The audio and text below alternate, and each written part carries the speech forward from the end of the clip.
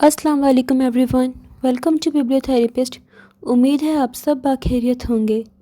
आपके लिए पेश है खिदमत है यारा नाल बहारा बाकलम बुशरा जाहिद कुरैशी एपिसोड 8। रात को बिनिश अपने रूम में बैठी थी जब दरवाज़ा नॉक हुआ। आ जाए हादी भाई। उसे पता था कि उस वक्त कौन हो सकता है। वो दरवाज़ा खोलकर अंदर दाखिल हुआ। बीनी, तुम भी नाराज़ हो मुझसे? अहद ने उसके बराबर बैठते हुए कहा। नहीं भाई, मैंने क्यों नाराज़ होना है? जिसका दिल तोड़ा है उससे पूछें ये सवाल। बीनिश ने अहद की तरफ देखकर कहा। हाँ ना, इसलिए तो तुम्हारे पास आया हूँ। तुम बोलो ना उससे कि अहद बहुत शर्मिंदा है, उसे माफ़ कर दो प्लीज़। अहद ने प्लीज़ को लंबा खींचते हुए अपना मुद्दा बयां किया। क्यों भाई, मैं क्यों कहूँ? उसको हर्ट मैंने किया था क्या? खुद करें जाकर, मुझसे ना कहें। बीनिश ने अहद को टका सा जवाब दे दिया। तुम तो हो ही नहीं किसी काम की, बस हर वक्त चॉकलेट खिला लो, मोटी। मैं अजलान को कह दूंगा। अहद उसके बाल बिखेरता हुआ बाहर की जानिब चला गया। वॉट? मैं मोटी? खुद होंगे हाथी, नहीं बल्कि सांड, बल्कि बीनिश ने उसको पीछे से तकिया खींच कर मारा, लेकिन वो बाहर जा चुका था और वो बस दिल में आकर रह गई। अचानक कुछ याद आने पर उठी और अजलान का नंबर डायल किया। हाँ बीनी, बोलो, अजलान ने फ़ोन कान से लगाते हुए कहा। अजलान, मेरा काम हो गया, अब तुम्हारी बारी है। भाई का फ़ोन आता होगा तुम्हारे पास। बीनिश ने अपनी बात बोलकर कॉल काट दी। थोड़ी देर बाद वही हुआ जिसका अंदाज़ा बीनिश ने लगाया था। अजलान के फ़ोन पर अहद की कॉल आई। हाँ बोल, अजलान ने लहजे को रूखा सूखा बनाया। जानी, तेरी एक हेल्प चाहिए, अहद ने मस्कीनों की तरह कहा। मैं तेरी नाराज़ महबूबा को नहीं मनाऊंगा। तूने मामला बिगाड़ा है तो तू संभाल। बाय। अजलान ने अपनी अपनी कहकर फ़ोन बंद कर दिया और अहद फ़ोन को देखता रह गया। साले, कोई भी मदद नहीं करूँगा, अब कल मोइज़ और तकी से कहूँगा। अहद बड़बड़ाते हुए बेड पर लेट गया। सुबह वो पोर्च में खड़े बीनिश के आने का इंतज़ार कर रहा था और आसमान को देखते हुए मोमल को मनाने के मंसूबे बना रहा था। इतने में बीनिश की आवाज़ पर ख्यालों की दुनिया से लौटा। चले भाई, बीनिश बोलते हुए फ्रंट सीट का दरवाज़ा खोलकर बैठ गई। क्यों, मोमी नहीं चलेगी आज? उसने मुतफक्किर अंदाज में कहा। शायद आज पहली बार अहद ने मोमल के लिए मोमी का लफ्ज़ इस्तेमाल किया था, जिस पर बीनिश को खुशी हुई, लेकिन उसने जाहिर न किया। नहीं, अब वो वफ़ा के साथ ही जाया करेगी।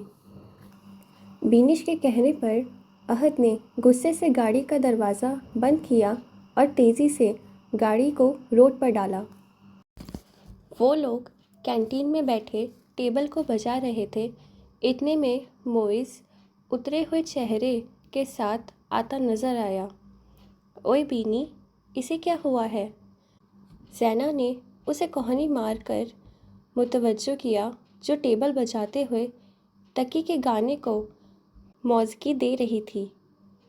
मुझे क्या पता, रुको मालूम करती हूँ, बीनिश ने कहते हुए मोइस को मुखातिब किया, जो अब कुर्सी खींचकर बैठ चुका था।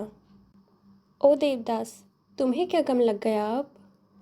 मोइस ने एक नज़र उसे देखा, फिर उदासी से कहा। मैंने अभी लाइबा को मैसेज किया कि आज यूनी क्यों नहीं आई। वो मनसूई आंसू पोंछते हुए बताने लगा। फिर क्या हुआ? तकी ने चाय में बिस्किट डुबोते हुए कहा। आगे से मैसेज आया कि मोइस अब तो बिल्कुल ही रोने वाला हो गया था। के उन सब ने तजस्सुस से पूछा। कि मैं लाइबा की दोस्त बात कर रही हूँ। लाइबा ने सर्व खा लिया है। उसने बोलते ही अपना सर टेबल पर टिका दिया। हैं, सर्व खा लिया है? वफ़ा ने हैरानी से पूछा। हाँ ना, अब 2 मिनट की खामोशी इख्तियार कर लो सारे, मेरी लाइबा के एजाज़ में। उसने अदब से हाथ बांधकर सर झुका लिया और वो सारे इस अजीब व गरीब बात को हज़म करने में लगे थे। इतने में मोइस के मोबाइल पर एक मैसेज की टोन बजी। उफ यार, ये एलेना भी ना 2 मिनट की खामोशी भी नहीं करने देगी मुझे लाइबा के लिए। चलो मैं निकलता हूँ। हाय, बड़ा अफसोस हुआ, मोइस ने सर झुकाकर कहा। भाई ध्यान रखो कि कहीं ये वाली अपना मुंह लोटे में न फंसा ले, अजलान ने हंसते हुए कहा। अबे कुछ नहीं होता, चल मैं निकला अब। मोइस बोलता हुआ निकल गया और वो लोग उसकी हरकतों पर सर पीट कर रह गए। आज मोमल यूनी नहीं आई थी और क्लास के बाद वो लोग यूनी ग्राउंड्स में खड़े थे कि अहद उनके पास आया। इससे पहले कि वो कुछ बोलता, मोइज़ ने दाएं जानिब और तकी ने बाएं जानिब गर्दन मोड़ ली। ना भाई, अपना मसला खुद संभाल, दोनों ने एक साथ कहा। उनसे जवाब सुनकर उसने वफ़ा और ज़ैना की तरफ देखा जो पूरी की पूरी पीछे मुड़ गई थीं। देख लूँगा तुम सबको, अल्लाह बचाए, इतने जलील दोस्तों से नवाजा है, तौबा तौबा। अहद ज़ोर ज़ोर से दुहाई देने लगा। भाई अब भी कुछ नहीं बोलेगा क्या? 1 हफ्ते बाद हमारी यूनी ख़त्म, फिर कैसे मनाएगा उसे? अजलान ने पते की बात की तो वो सोच में पड़ गया।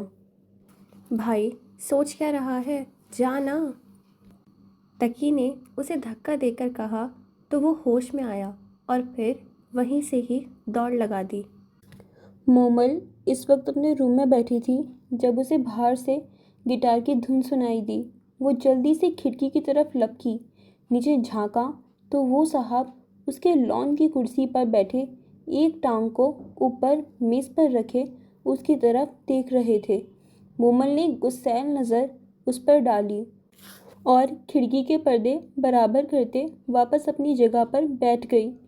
अब उसके गाने की आवाज़ भी साफ सुनाई दे रही थी। माना हमसे हो गई छोटी सी एक खता, हंस दो ना तुम ज़रा, दो ना हमको तुम सज़ा।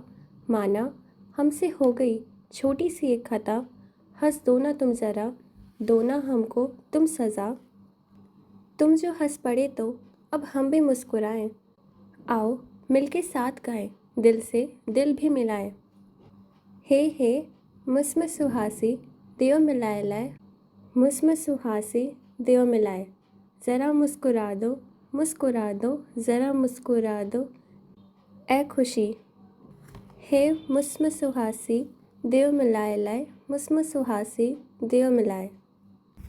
उसके गाना ख़त्म करने पर मोमल ने अपनी खिड़की पर रखे गमले में से एक पत्थर उठाया और एक कागज़ पर मैंने नहीं मानना लिखकर पत्थर पर कागज़ लपेटकर उसकी जानिब उछाल दिया और खुद वापस पीछे हो गई।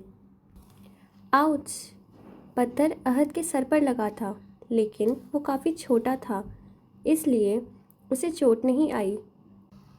कागज़ पर तहरीर पढ़कर उसने मुस्कुराकर नफ़ी में सर हिलाया और गिटार थामकर वापस शुरू हो गया।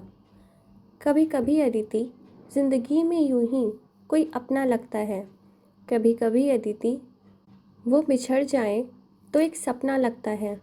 ऐसे में कोई कैसे अपने आंसू को बहने से रोके और कैसे कोई सोच दे एवरीथिंग गोना बी ओके। कभी कभी तो लगे ज़िंदगी में ना है खुशी और ना है मज़ा, कभी कभी तो लगे हर दिन मुश्किल और हर पल एक सज़ा। ऐसे में कोई कैसे मुस्कुराए, कैसे हंस दे खुश होके और कैसे कोई सोचे एवरीथिंग गोना बी ओके। सोच ज़रा जाने जाना, तुझको हम कितना चाहते हैं, रोते हैं हम भी अगर तेरी आंखों में आंसू आते हैं। गाना तो नहीं आता मगर फिर भी हम गाते हैं। हे अदिति, माना कभी कभी सारे जहां में अंधेरा होता है, लेकिन रात के बाद ही तो सवेरा होता है। कभी कभी अदिति, ज़िंदगी में यूं ही कोई अपना लगता है। कभी कभी अदिति वो बिछड़ जाएं तो एक सपना लगता है। हे अदिति, हंसते हंसते हंसते हंसते हंसते तो ज़रा, नहीं तो बस थोड़ा थोड़ा थोड़ा थोड़ा थोड़ा मुस्कुरा। दूसरा गाना ख़त्म करके उसने ऊपर देखा जहाँ वो फिर से कुछ फेंकने वाली थी। उसे देखकर अहद ने चिल्लाते हुए कहा, मान जाओ ना प्लीज़ मम्मी। कभी नहीं। ऊपर से एक और पत्थर आया। ये तो मेरे ऊपर पत्थर क्यों बरसा रही हो? अहद ने अपना बाजू सहलाते हुए कहा, जहाँ अभी अभी पत्थर लगा था। मेरे पत्थर, मेरी मर्जी। अब की बार पत्थर लगने से पहले ही उसने तय कर लिया था। मैं भी तो तुम्हारा ही हूँ। अगर टांग टूट गई तो क्या लंगड़े अहद से शादी करोगी? अहद ने उसे इमोशनल ब्लैकमेल करने की कोशिश की। तुमसे शादी करेगी मेरी जूती। अब की बार कागज़ पर गुस्से वाली इमोजी बनी थी। ठीक है, उससे भी कर लेते हैं, लेकिन पहले ये पत्थर मारना बंद करो यार। अहद ने शोखी से कहा। नहीं करूँगी। मान जाओ यार, अरिजीत सिंह की पूरी एल्बम ख़त्म कर दी मैंने तुम्हारे लिए, उसने बेबसी से कहा। इनमें से अरिजीत का एक भी गाना नहीं है। सामने से टका सा जवाब, बल्कि पत्थर आया था। अच्छा, उसका भी गा लूँगा, लेकिन तुम मुंह से क्यों नहीं बोल रही? क्योंकि मैं तुमसे बात नहीं कर रही हूँ। उसके इस मासूमाना जवाब पर अहद दिल से मुस्कुरा दिया था। अच्छा, ये गाना सिर्फ तुम्हारे और मेरे लिए दिल से। और हाँ, ये वाकई अरिजीत भाई का है। अहद के कहने पर वो मुस्कुरा दी थी, लेकिन वो नाराज़ थी, तो फौरन मुस्कुराहट छुपा गई। हम तेरे बिना अब रह नहीं सकते, तेरे बिना क्या वजूद मेरा। तुझसे जुदा अगर हो जाएंगे तो खुद से भी हो जाएंगे जुदा। क्योंकि तुम ही हो, अब तुम ही हो, ज़िंदगी अब तुम ही हो। चैन भी, मेरा दर्द भी, मेरी आशिकी अब तुम ही हो। तेरा मेरा रिश्ता है कैसा, एक पल दूर गवारा नहीं। तेरे लिए हर रोज़ है जीते, तुझको दिया मेरा वक्त सभी। कोई लम्हा मेरा ना हो तेरे बिना, हर सांस पे नाम तेरा। अभी वो गा ही रहा था कि मोमल ऊपर से नीचे आ चुकी थी और सीने पर हाथ बांधे उसे ही देख रही थी, जो अब तक उसकी खिड़की को ही तके जा रहा था। क्योंकि तुम ही हो, अब तुम ही हो। मोमल ने उसे बीच में ही रोक दिया। ओ मिस्टर, बस करो। रुलाने का इरादा है क्या? मोमल की आवाज़ पर उसने मुड़ के देखा, जहाँ मोमल आंखों में आंसू समेटे उसे ही देख रही थी। तुम तुम नीचे कब आई? उसने हैरानी से पहले मोमल को देखा, फिर खिड़की को, जहाँ अभी थोड़ी देर पहले वो खड़ी थी। जब आप जनाब अरिजीत सिंह बने हुए थे, उसने अपनी नाक रगड़ते हुए कहा।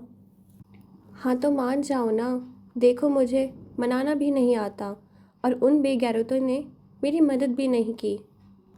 अहद के कहने पर वो खिलखिलाकर हंस पड़ी थी। अहद, तुम्हें वाकई नहीं आता मनाना, मोमल ने हंसी के दरमियान कहा।